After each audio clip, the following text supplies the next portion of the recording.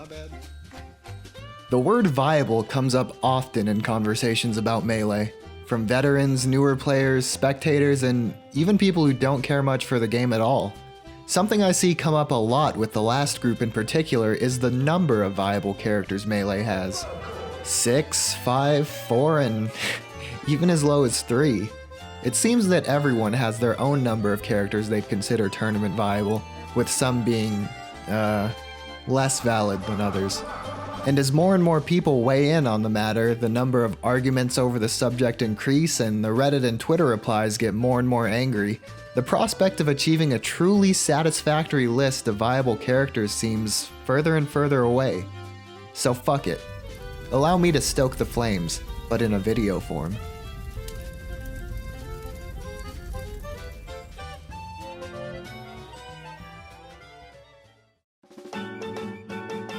First, let's define viable. Google defines viable as capable of working successfully, feasible. And what would working successfully be in a tournament setting? Ignoring improvement, fun, or other reasons, for the sake of argument, let's just say to work successfully in a tournament is to win.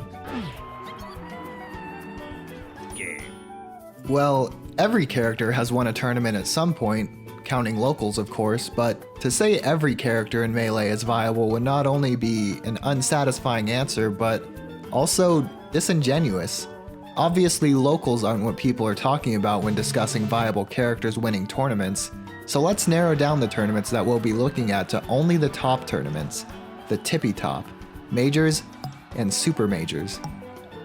For the sake of this video, we'll define majors as tournaments with a few top 10 players and a larger amount of top 100, like Smash Summit, Shine, and Pound. Super majors will be defined as having many top 10 players, many top 100 players, and then some, like Genesis, Super Smash Con, and Big House.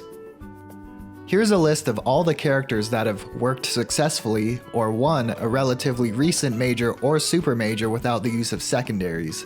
At the very least, this amount of characters, 7, should serve as an almost objective minimum to the amount of viable characters, right? Here's where we reach the posited question's first roadblock, and it's because of this yellow rat. The first major a Pikachu ever placed first at was Smash Summit 8 in 2019. On his way to being crowned champion, Axe, then ranked 10th in the world, took out Wizrobe, Zane, Mango, and Leffen. Is your Smash Summit 8 champion! However, some would argue that Pikachu is still unviable. Why?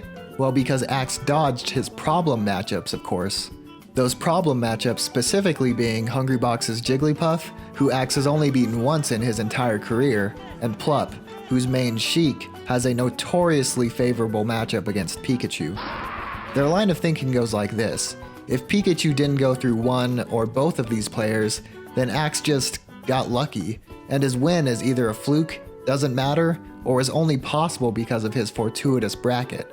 And while I agree that Axe did have a fantastic bracket to succeed in the event, and I fully understand why some might have this line of thought, let me explain why it's horribly, horribly flawed.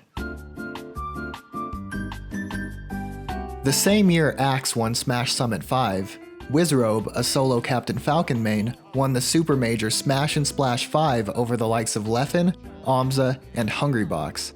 Twice. This was the first Super Major a Captain Falcon main had won in over a decade. And luckily for Wizrobe, he didn't have to face Mango, whose Falco has only lost to a Captain Falcon once. Ever.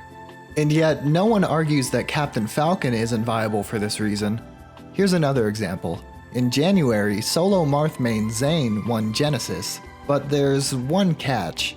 He didn't face Axe, who can probably count the number of times he's lost to Marth in the last 10 years on one hand. And you guessed it, Zane has never beaten Axe.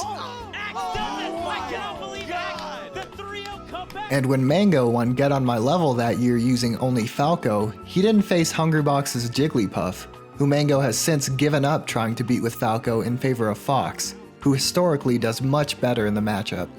Do you see where I'm going with this? Regardless of which characters or players were dodged when a character wins a major or super major, The champion has to go through several of the world's best players to win anyway, and a victory is a victory. Another odd claim I've heard toward people like Axe is that because his character's success is largely only credited to one person, their character isn't actually viable. And to this I say, what? What makes a character good enough to win isn't the player playing them. What allows Axe to win extremely important tournaments are the tools Pikachu grants him, tools that other characters like Bowser for instance, just don't have. Insanely skilled players like Axe just use what tools Pikachu has with incredible proficiency, just like everyone else in the top 10 does with their respective character. Anyone can pick up Pikachu like Axe and given enough time, dedication, and hard work, utilize those same tools that Pikachu gave Axe to win with to win on their own. Pikachu, as a character, always has the tools that Axe used to win.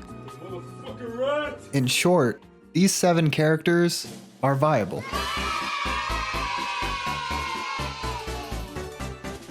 Now that we've established that, let's take that definition of viable and throw it in the trash. And make the trash can explode. Now let's re-Google the definition and this time closely inspect this first word it uses. Capable. Capable of working successfully. Capable implies potential, not necessarily that it already has worked successfully. Having already won a tournament isn't what makes a character viable, though that obviously proves they are. In competitive video games, people measure viability by their potential to win significant events. This is why tier lists work in a number of different tiers rather than just viable and unviable. Because though Pikachu can win prestigious events, he doesn't have nearly as much potential as, say, Fox, Jigglypuff, and Marth. This is also why Fox, Jigglypuff, and Marth are commonly placed right next to each other in tier lists currently. Even though they don't win the same amount of tournaments, they're perceived as having close to the same potential. Here's an example. Though only a handful of characters out of its massive roster have actually won majors and super majors, Smash Ultimate players will put characters that haven't won in the same tier as characters who have. Why? Because of their potential. You can see this same thing happen in Smash 64, Brawl, and Smash 4 tier lists. As such, we'll be expanding our definition of viable to has already won a major or super major, or has shown demonstrable potential to, given an exceptionally skilled character specialist. So here's where you can choose to be optimistic or a bit more pragmatic as we go through the remaining characters and decide if they're viable or not. Luckily for Melee, we have a lot of past results to work with, and we can easily choose a quantifiable method of determining viability beyond these 7 characters. So along with top player head-to-head, let's start with an extremely difficult feat for any character at a major or super major. Top 8, Championship Sunday. We can use these 2 criteria to sort of simulate. If a character can get to top 8 and has beaten top players before, there's a realistic chance they could win a major or super major when being played at top level. Using this metric, the list of possibly viable characters greatly expands, but their success varies. Sheik, for example, has never won a major or super major solo, though Plup, a Sheik main, has won several majors and super majors using Fox against Hungrybox, and Sheik for literally everyone else. Amza, a Yoshi main, has taken multiple sets from top players like Hungrybox, Mango, Axe, Mewtwo King, and Plup, and it's kind of surprising when he doesn't reach top 8. And while Ganon has enjoyed a small amount of top 8s at bigger tournaments, he doesn't have much success beyond that. No tech, that's really bad. Here I've roughly arranged the characters outside of these first 7 viable characters by their results. Operating under the principle that these 7 are fully viable because of their victories, where do we draw the line between viable and not viable for the rest? Someone with little faith would probably draw the line at about 8 or 9 viable characters, while an optimist would say that more than half of the characters are viable, and these characters without many results just need to be developed further. I would make the cutoff here, 11 viable characters. Samus is really the last character here with fantastic top player wins and at least some top 8 placements. And Duck with the 3-0 over Hungrybox, taking it to set 2. Dr. Mario is definitely on the fringe of viability, but it's a tough call considering the best Dr. Mario player, who was top 10 in the world with the character at the time, began maining Sheik in 2014. Hey, yo, we're bringing it back. We are bringing it back. These last two, while clearly okay characters, simply lack the placements and head-to-head results to be considered a viable major or super major champion, at least currently.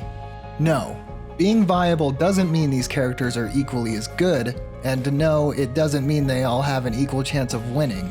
However, the characters here all have at least some fantastic wins over the best of the best, and a history of excellent placements. Given an amazing player, these characters could realistically win a major or a super major. These characters are capable of working successfully. 11 characters, just a little under half the cast, seems good to me right now. What do you think?